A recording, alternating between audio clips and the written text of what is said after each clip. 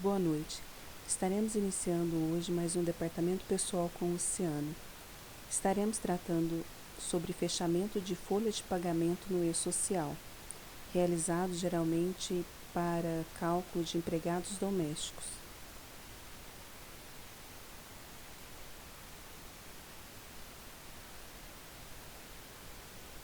Para poder estar entrando no site, a gente tem que entrar no www.esocial.gov.br, acessar, informando o seu CPF, código de acesso e senha e clicando em OK. A partir do momento que clica em OK, nós temos 10 minutos para estar fechando uma folha, pois hoje o tempo estimado para a utilização do e-social são 10 minutos. Caso contrário, ele pede para você logar novamente.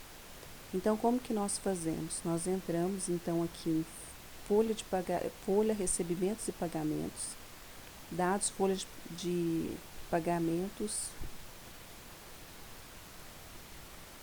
e aqui ele apresenta para a gente a competência e se ela está e a situação dessa competência. Nesse caso, janeiro de 2017, ele informa aqui para mim que a situação está pendente. Se eu clicar em janeiro de 2017, ele vai abrir para mim as informações dos nomes dos colaboradores. Embora essa folha que eu vou fechar com vocês, eu vou fechar com valor fictícios, eu só quero lembrar que em janeiro, todo mês de janeiro, é alterado o salário mínimo, ou seja, se o seu funcionário doméstico ele recebe remuneração com base no salário mínimo, o salário mínimo a partir de 1º de janeiro passou a ser R$ 937 e as tabelas do INSS para salário família alteraram, tá? Essa folha, como ela é fictícia, eu deixei com o valor que estava. Se de repente for necessário você alterar as informações referentes ao salário do colaborador, você vai ter que ir em trabalhadores, gestão de trabalhadores, né, e alterar o salário do colaborador. Basta você entrar lá em gestão de trabalhadores e ele vai te dar a opção lá embaixo, você clica sobre os dados contratuais e pede para alterar, ele vai te pedir a data, você coloca dia 1º de janeiro de 2017 e informa o salário de R$ 937 para a pessoa. No nosso caso, como é um valor fictício, eu só vou explicar para vocês como que é feito, eu não vou estar mostrando isso. Eu só coloquei essa parte aqui para deixar claro que os nossos valores ainda estão nos salários de dezembro de 2016, para não correr o risco de alguém errar, se de repente for fazer, certinho?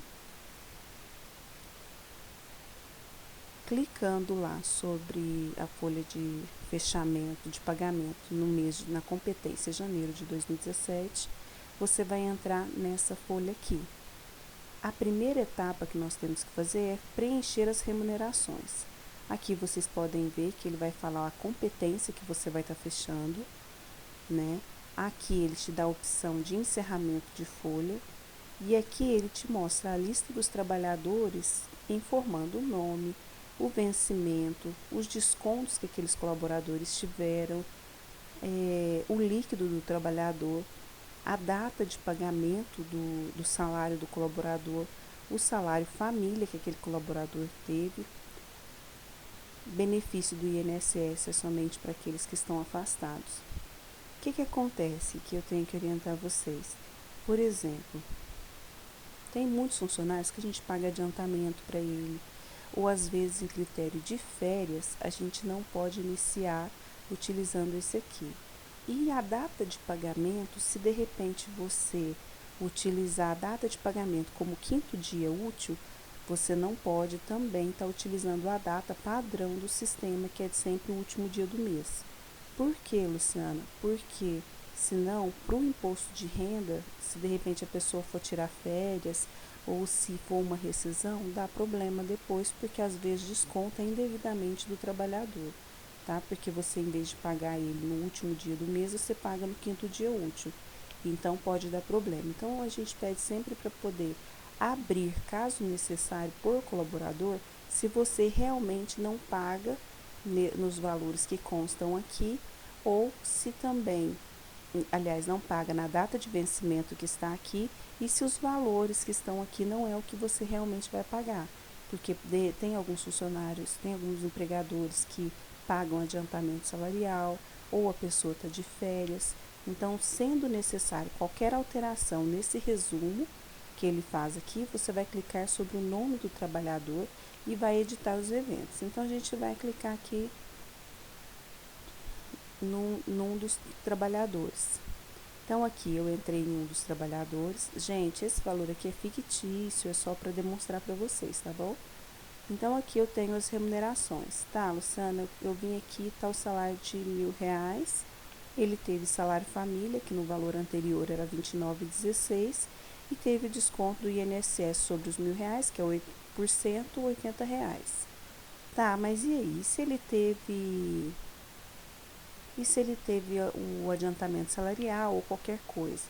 De repente, para incluir descontos, por exemplo, para adicionar aqui no caso de férias, eu venho adicionar outros vencimentos ou pagamentos. Férias, gratificação, produtividade, hora extra, qualquer evento que venha somar, nós temos que clicar aqui no adicionar outros vencimentos de pagamentos. No caso aqui, eu paguei para ela o adiantamento salarial no dia 20, ou se não, eu estou descontando dela os vale transporte, eu estou descontando dela alguns outros eventos, eu venho aqui em adicionar outros eventos. A data de pagamento também nós sempre alteramos para o quinto dia útil. No seu caso, se você realmente paga a pessoa no último dia do mês, você permanece dia 30. Caso não, você tem que alterar também, tá? No caso, eu vou mostrar aqui para vocês como que funcionaria. Então, se eu clicar em adicionar outros eventos, que é bem aqui, adicionar outros vencimentos, ele vem para essa tela e te permite filtrar para você colocar aqui para a pessoa. Então, vamos supor, ela teve férias, aí eu tenho que lançar para ela as férias, 1/3 de férias e algum outro evento que a pessoa tenha. Aí eu venho aqui e informo. Na mesma coisa na questão, aí eu venho aqui, seleciono, clicando aqui nesses itens aqui do lado e vou pedindo para adicionar. Aí, quando ele volta para a tela anterior, eu venho aqui e preencho o salário ou o valor que eu tenho que descontar da pessoa, certo?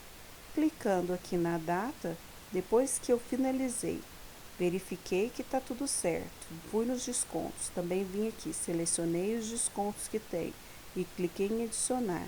Fui lá, alterei os salários lá, vim aqui, adicionei o próximo. Finalizando, eu tenho aqui as férias dele, as férias adicionais, o salário família e tudo mais. Nesse sentido, finalizei, vi que está tudo certinho, eu venho aqui, altero ali a data e peço para salvar o rascunho. Salvei o rascunho, peço para concluir o pagamento. Aí ele volta lá para aquela página inicial. Voltando aqui para a página inicial, ele já volta com o salário corrigido. Se a pessoa teve desconto de adiantamento salarial também, ele já volta aqui para essa página a partir do momento que eu concluo. Verifiquei os dois, tá tudo ok? Eu venho aqui e clico no encerrar folha. Quando eu clico no encerrar folha, ele vem para essa segunda página aqui, que é sobre encerrar a remuneração. Automaticamente, ele me traz aqui o valor que deu de contribuição total, que seria somando os dois colaboradores que eu teria ali, ele já me traria ali o valor total, tanto para a base do INSS como para a base do FGTS, e aqui ele vem por contribuição, ele utiliza essas bases e vai colocando os cálculos dele aqui embaixo. Tá, Luciana, mas como eu vejo se isso está certo? Eu vou mostrar para vocês à frente como que a gente confere, tá? Com base no que eles já passaram para a gente. Aqui, nesse caso, eu vou simplesmente confirmar.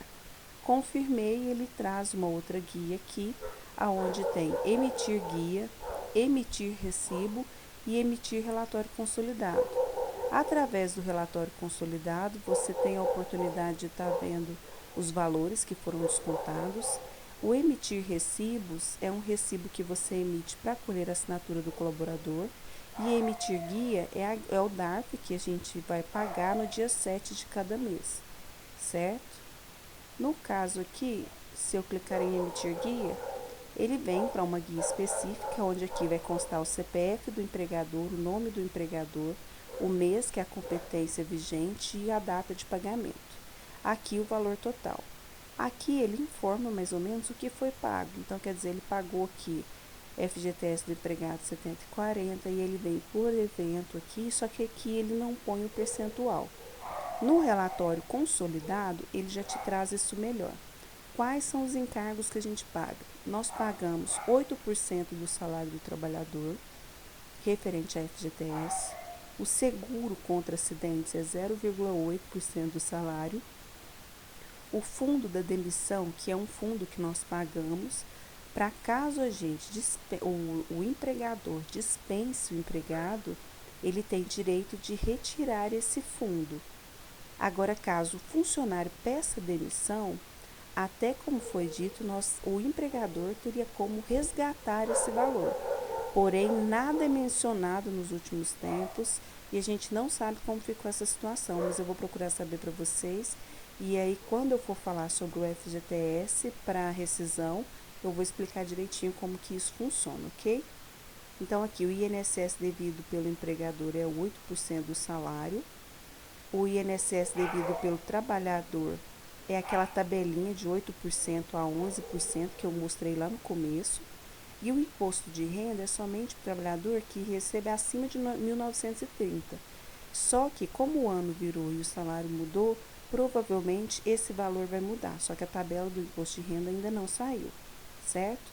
Considerando aqui um salário de 880, embora agora para janeiro não tem como mais ser 880, mas eu considerando o salário de 880, 8% de 880 dá 70,40, referente à FGTS, que seria o FGTS mesmo normal. O FGTS compensatório é esse de 3,2%, certo? Que é a mesma coisa do fundo para demissão sem justa causa, que seria aqueles 40% que a empresa normal pagaria. Para o empregador doméstico é utilizado 3,2% por mês. Para o empregador é 40% do valor do saldo que a pessoa tem lá. Então, aqui a contribuição previdenciária do empregador é 8%, que é 8% mesmo, que é o INSS devido pelo empregador. Aqui nós temos o que eles chamam de seguro contra acidentes, o GIRAT. Aqui nós pagamos 7,04%. Temos a contribuição previdenciária do empregado, que é 8%, 70,40%, né? E no caso de imposto de renda em função do salário, né, que seria o salário menos a contribuição do INSS, está abaixo desse valor, então ele não paga nada, certo? Então, Luciana, mas quanto que eu pago então por funcionário? No caso, se o salário dele entrar dentro da tabela de 8% do desconto do colaborador, então vamos supor o salário, considerando lá aquela primeira tabelinha. Vamos aqui nessa primeira tabelinha, aqui.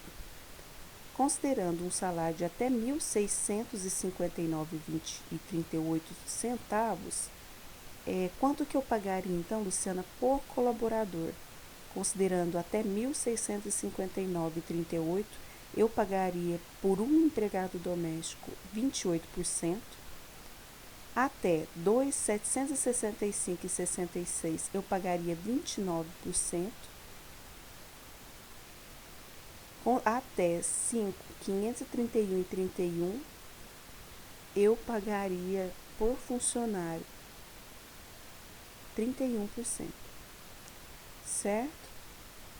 Então, quando a gente for contratar um empregado doméstico, nós temos que nos atentar a isso também, pois de acordo com o salário que você vai pagar, você já determina os percentuais aqui do que seria, do que custaria esse funcionário para você.